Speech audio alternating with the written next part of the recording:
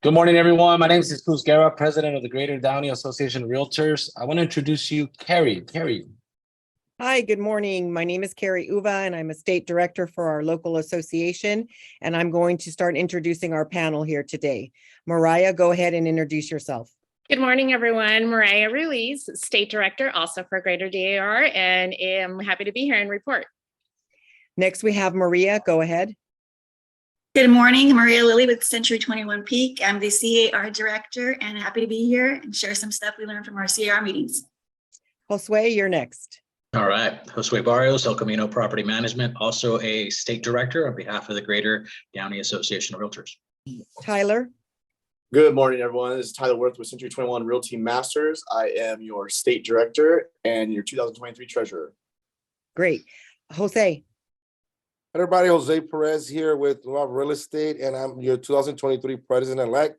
Excited to be a State Director as well with the CAR. Great. Erica. Good morning, Erica Science, Century 21 Jervis Associates, and your State Director. Edwin, you're next. Good morning, everyone. Edwin Acevedo, Century 21 Lotus. I'm a proud CAR State Director. I'm excited to share some great news for you guys. And next we have Jennifer. Good morning, everyone. Happy Friday.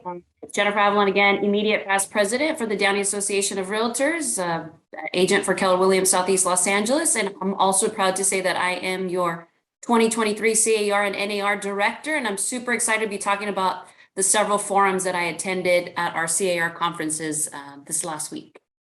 Great, thank you. Next we have Louis. Thank you, Carrie. Good morning. Louis Lujan, Government Affairs Director, Greater Downey Association.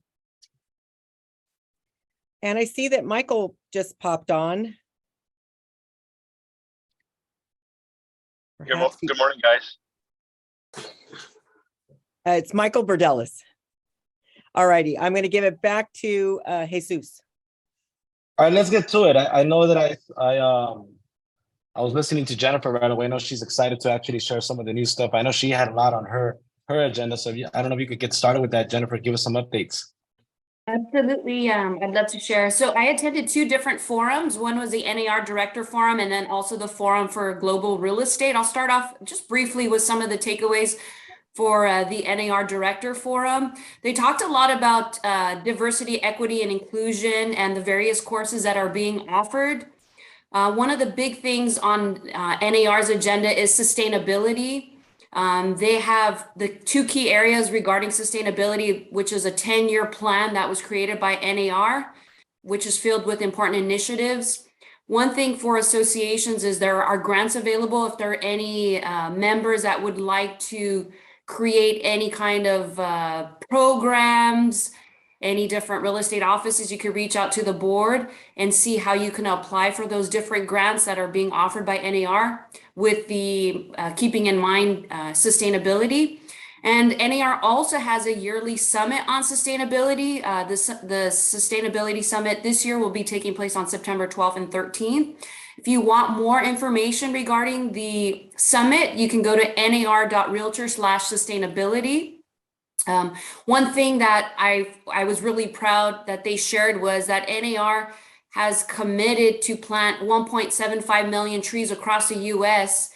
And so far in California, they have planted, this was last year, 85,000 saplings planted. Again, this was in 2022. So that's just evidence of their commitment to sustainability. So congratulations, NAR, on helping our environment.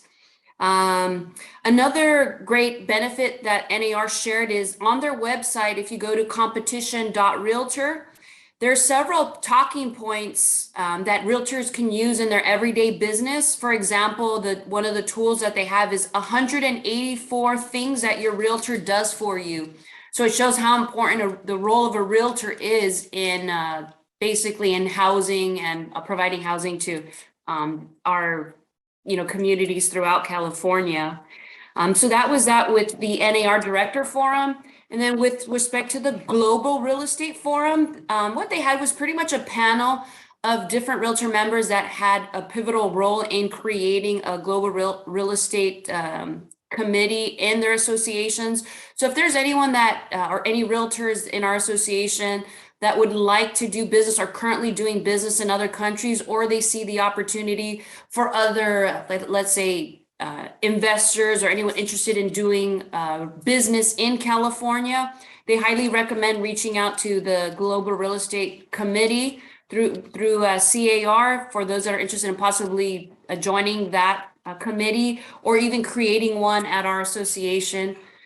So that pretty much wraps up. So if anyone has any questions, feel free to jump into our question box, right? That concludes my report. What was the competition? Was it competition.realtor? Yeah, so it's 148. competition. If you just enter into the browser competition.realtor, it'll automatically pop up. I tried it out and it does work. And you said it's 184 things that realtors actually. That's one of the tools that realtors can use that's on that website. There's a plethora of items that are there, but that was just one of them. I just wanted to give an example of the tools that awesome. realtor members can use. Yeah, I thought that was amazing. Like if you're in a presentation with either a buyer or a seller, and they're wondering what are you going to do for me? Well, you could just grab that 184 things that a realtor does for you. So it's not 5 things, it's not 10 things, it's 184 things. So it just shows you how important our role is as a realtor. The value that we bring. Yes, the value. Absolutely. That's very important. I mean, I'll go ahead and competition. Yeah, there it is. You got that. That's it, right, Jose? Yeah, there it is, Jose. You got it. Yeah, I'm gonna check it out. That's pretty interesting there, because that's a lot of things that we could actually do. Most people think we only have several roles, but 184, that's value. And I'm surprised that you said 85,000. I forgot the name, and not trees, but was it that they planted in the state of California? And I know you love that. Exactly. There you go. Exactly. It's just like with the little plant this small, like when you go to let's say any gardening nursery, when they have the tiny little like for example a pine tree, it's like this pretty small. They call it a sapling. Oh, nice. Yeah, I learned something. There you go. All right. I know I have Josue on the line. Josue, what can you share with us?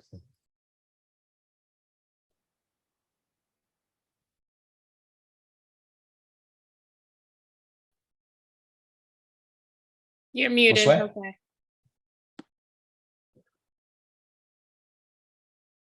Three years later, still haven't figured this out. All right. Well, I got you muted, yeah. Yeah, well, I'm unmuted. I can continue. So there you are. Yeah, so a big part is a consistent theme that we see in these business meetings is our role in this legislative chamber, working with our state representatives. And so we're going to essentially we're looking to push a couple bills. In one of the committees I sat on, it was taxation and government finance, and we're looking to pass legislation that right now, when there's a bill or a proposition, essentially as far as signatures, all they need is a 50% plus one for that initiative essentially to be passed onto the ballot. But when it comes to taxation, and especially in the state of California, where we love taxes and we love imposing taxes on ourselves, we want to increase that threshold to 67% of eligible voters to sign on these potential initiatives, so that if there is money involved, that's where we're taxing ourselves, we need to get 67% of signatures, or eligible signatures on that. And then essentially on the property management side, we also saw a lot of cities are going to continue to impose different restrictions on property owners to make it a little bit more tenant friendly. We've seen what the eviction moratorium has done. It's going to continue, at least in LA, it's continuing until at least at this point, the end of March. And so we spoke a lot about kind of the nature and the theme of what's happening statewide. And it's continuing to move in that direction where it's more tenant friendly. CAR did update some of their forms on the property management side, which makes it a little bit easier to on both the property management agreement and then on the lease listing agreement as well. that was the key. That was the main stuff that I was kind of involved with. All right. Mhm. Perfect. Mireya, I know you were talking, so I'll get right to you, Mireya. Good morning. There you Okay. go. So I did attend also a couple of forum meetings. One of the interesting ones was the homeownership housing. This one, there are a lot of measures that will be going up this coming year, yet some of them have been postponed due because of the situation right now that we're facing. So I did want to just mention one that is being brought up, and that is to investigate master policy increases for the CIDs. That's extremely important. I know throughout the state, there's been a lot of talk about the association, the HOAs, obviously, the HOAs not being consistent across the board.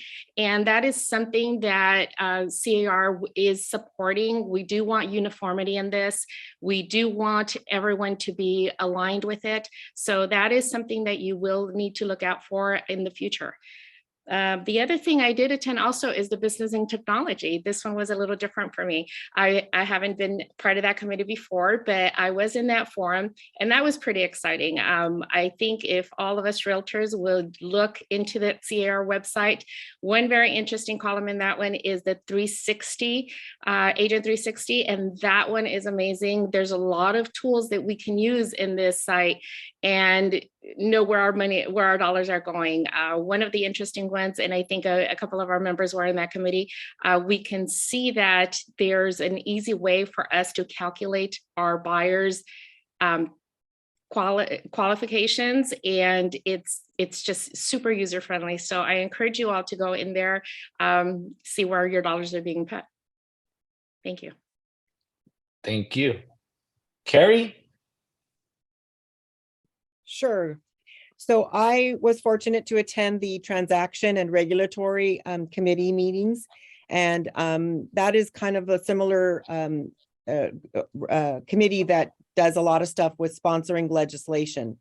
So there were 3 what we call action items that CAR is going to work on to try to get some legislation enacted to help us as realtors and home ownership rights. So one of them was that they want CAR to sponsor some legislation to mandate some kind of remote online notarization licensing system in California, which is kind of interesting because so many other states allow the online notarization, and even in some other different counties. So they're going to try to find some legislator to help us get some kind of law in place to get that process going. That was one action item. The other action item that they dealt with was to do with the natural hazard disclosure that we all know very, very well. So they want to get some legislation on the books to include information about defensible space mandates that are imposed upon the parcels that are in very high fire severity zones. So they want to get something going to help earmark those kind of parcels that are in those high areas of fire hazards. And then the last one, which was kind of interesting, was to have CAR sponsor some kind of legislation that will establish educational resources for homeowners for revocable living trusts. They feel that too many homeowners don't know enough about living trusts, and they gave percentages and numbers about the number of probates that were opened in the last few years has gone up, and they feel that that can be avoided if people are educated and know that there's this other option of creating this living trust document, which will obviously keep you out of probate court and make your estate go so much smoother. So that was those were the 3 action items that I was able to partake in the transaction and regulatory committee. Thank you. Thank you. I know I see Tyler out there. Tyler, talk to me. Good morning, everyone. I had the pleasure of attending the Public Policy Committee. It was just one hot topic there was greenhouse or home electrification.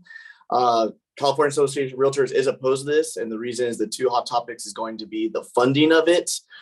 They are looking to get private investors, public, and also state and federal funding. CAR is opposed to this because that's probably going to increase our taxes. What the electrification process is converting all of our natural gas into electric gas, and by doing that is this they're called heat pumps.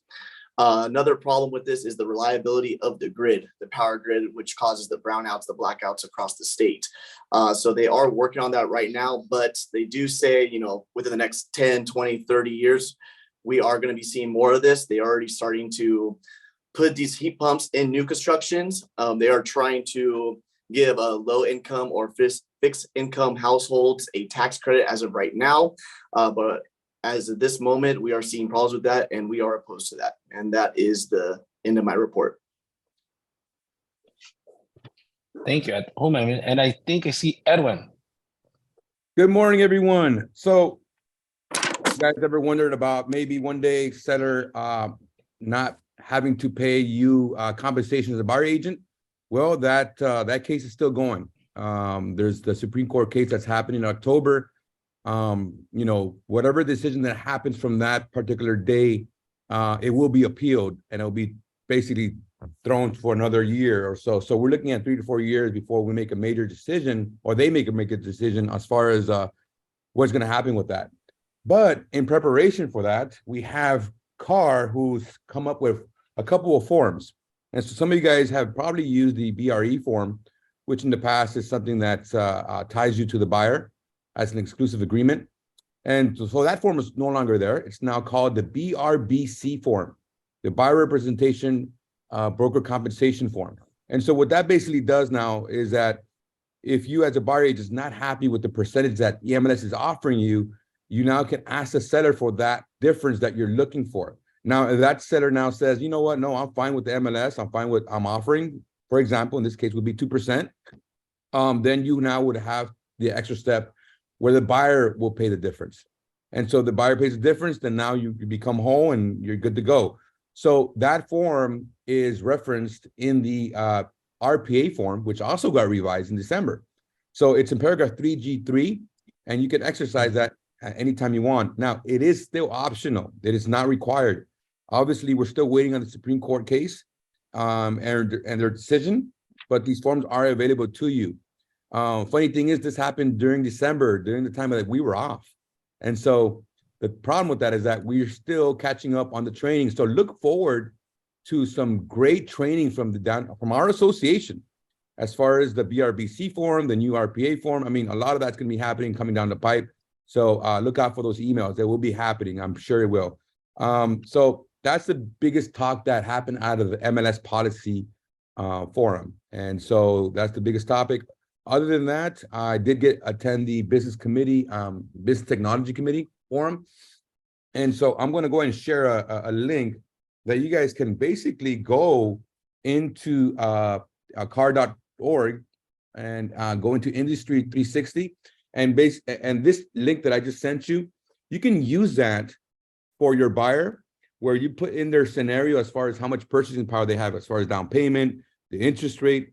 And as you're putting information, the existing available listings that they qualify for shows up all at once in their bar graphs and what have you. You can hover your mouse cursor over each bar graph that represents the city, and you can see the amount of listings they have, and it tells you what they qualify for. So it's kind of like a shortcut where if you play around with the numbers, you show them exactly what they qualify, what they see, and what they have you. Now, it's supposed to work in a way where, like, if they're not qualified for too much as far as pre-approval in the city that they're looking for, it tells you the surrounding cities and how many listings are available for that purchase price. So you can pivot from that scenario and get into a conversation with your buyer and say, listen, look, I know you want to qualify for Downey, not much listings available, but I do got other cities that you can qualify for as far as, that 3 bedrooms, 2 bath, for example, right? So great tool to have. Again, CAR is coming up with some great tools in the technology side of things, and just excited to share that. So that's my part. Thank you. Thank you. Michael Berdelas. Mr. Berdelas, how are you?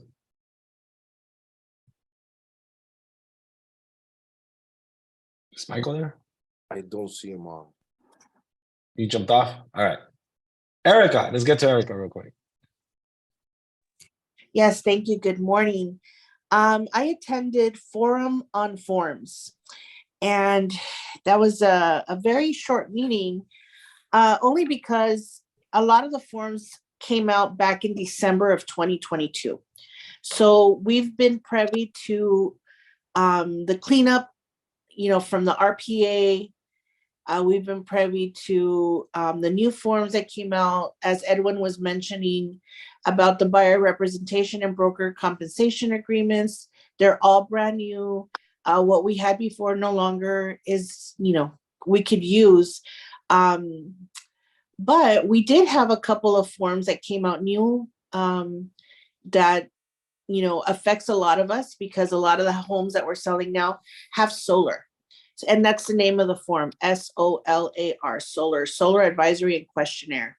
That's one that we should all look into and get familiar with, because of, what we're selling out there.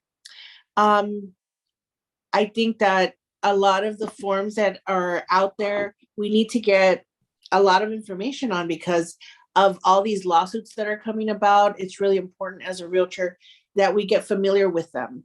And our association is a good place to start looking for new trainings that they're going to come out with. And also CAR has in their website, they have a YouTube channel where all of these forms are going to be explained.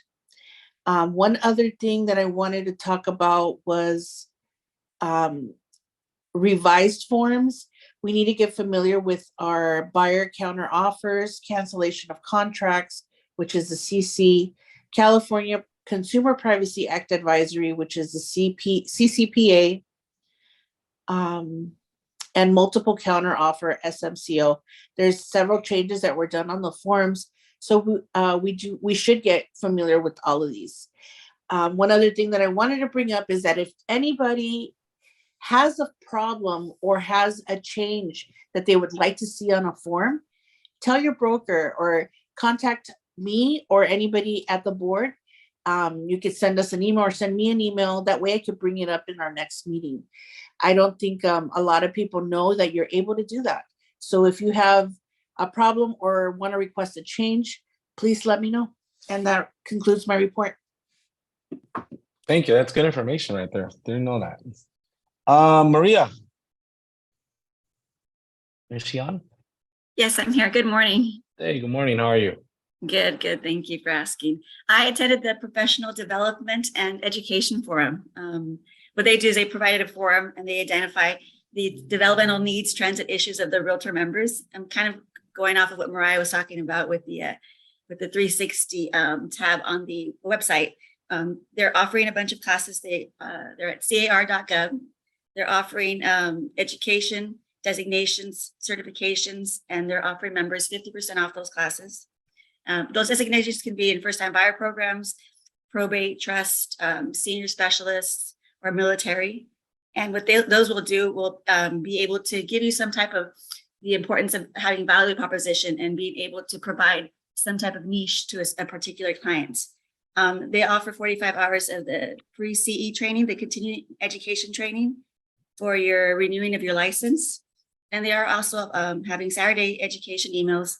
They're doing live classes again. They're going to have webinar classes. So there's a lot of education on the website that you guys can go to. And they even have classes that are on demand anytime. So whether you're in the morning or at night person, you can go on there and log in and you pay for this. So these are items that are there for you to use and to utilize. So education is a great place to start. So I go to car.gov. I also attended the Professional Standards Forum. And the Professional Standards Forum is more for it's the compliance of the NAR Code of Ethics. And they try to elevate the industry to make us better professionals and have better ethical ideals. With them, they spoke more about trying to streamline the grievance process through a new pilot program that they've trying to implement statewide. So the program would be voluntary to the boards, and it would create systems and templates for automating cases that are brought to the state level. So in the future, it would be easier and for everyone to submit their cases and to have equal justice in the sense to all the members who have issues and who are having problems with their ethical guidelines. But that's about it. That's all I've got. Thank you so much. Louis, I'm not sure if I saw Louis on here. Yeah, I'm here. Hello. Hopefully you can hear me. And Louis has a lot to do where I was at, the Real Traction Fund, a lot of other stuff that you could probably share as well. Yeah, briefly, I'll throw something into the chat here. Just a couple bills, well, really one bill just to keep an eye on. It's Senate Bill 423. It's another bill sponsored by Senator Wiener.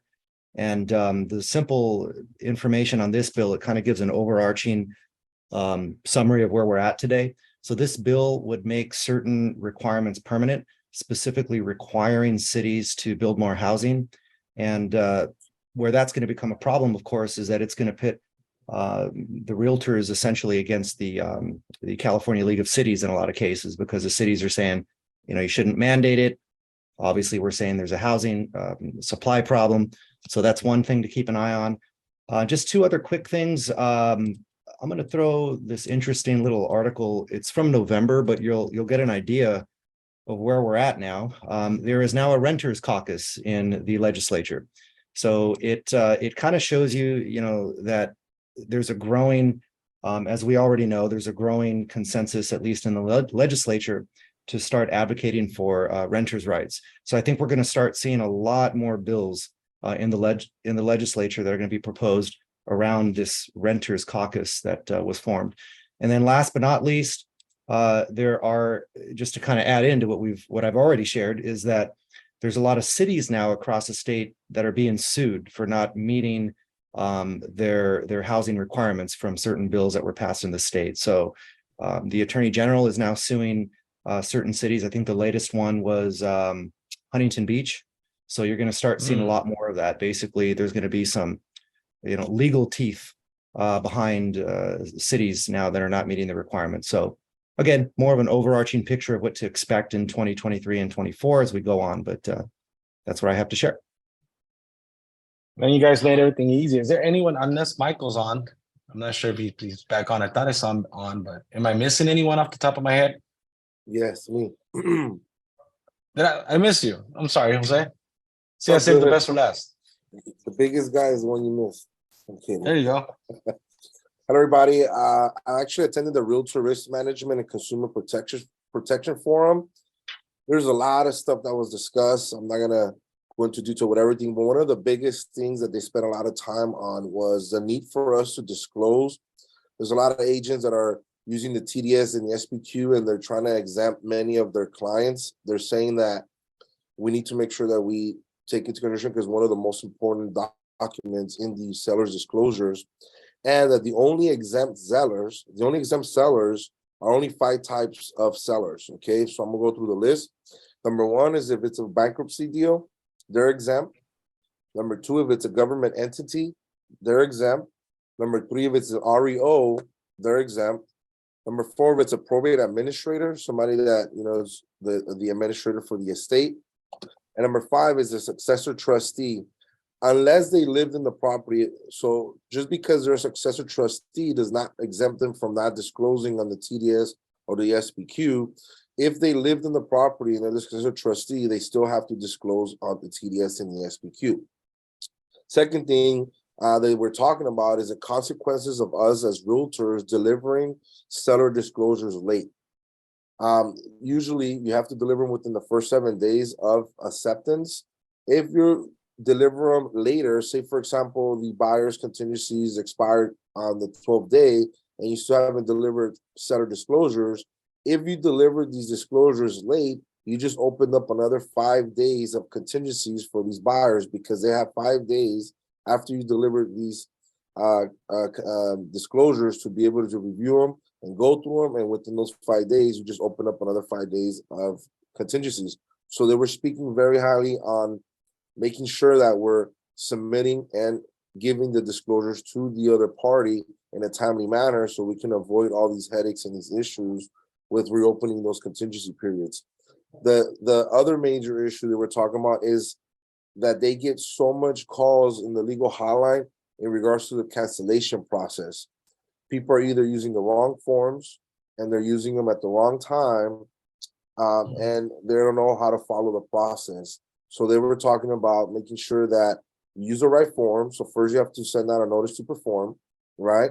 And you can only send it 2 days, not 48 hours, 2 days prior to the contingencies expiring. If you submit them earlier, then that's invalid. If you submit it later, that's invalid. You have to make sure that you're submitting them within 2 days before the expiration. Also, the first process is notice to perform, right? And you have to give the client ample time to be able to review them. If you got the notice to perform out on Wednesday, day 0 is Thursday, day 1 is Friday. If the weekend gets in the middle, then day 2 won't be Monday. So then you won't be able to cancel until Tuesday. So you have to make sure that you're giving enough time, the adequate time for the notice to perform to be there so that you can do the cancellation process the right way. So that's the biggest issues right now. The legal hotline is the cancellation part and people doing it wrong with bad forms, bad timing. So make sure you guys are reviewing your forms. Make sure you're on top of your contingency periods and your dates. Make sure you have a good transaction coordinator helping you with that. But those are some of the biggest issues that they spoke about in the Realtor Risk Management and Consumer Forum. So if you have any further questions on this, I definitely have a bunch of more notes on this. So feel free to reach out to me with more information on that. Thank you. That pretty much concludes a lot of the report. Obviously, we still talked about the Realtor Action Fund where I was at. We continue to be the second biggest lobbyist up there in Sacramento. But yet, I think if I'm not mistaken, the last numbers we got, we're at number 50 in contributions. So please be aware, we are coming around to actually talk in your office. There is a competition out there. We'll talk later about that. There's so many things going up out there that we could actually spend another hour here speaking about that. Pretty sure everybody could agree with that. But other than that, I'm not sure if anyone else has any other questions.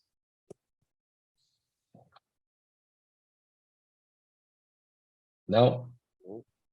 I think that concludes our report.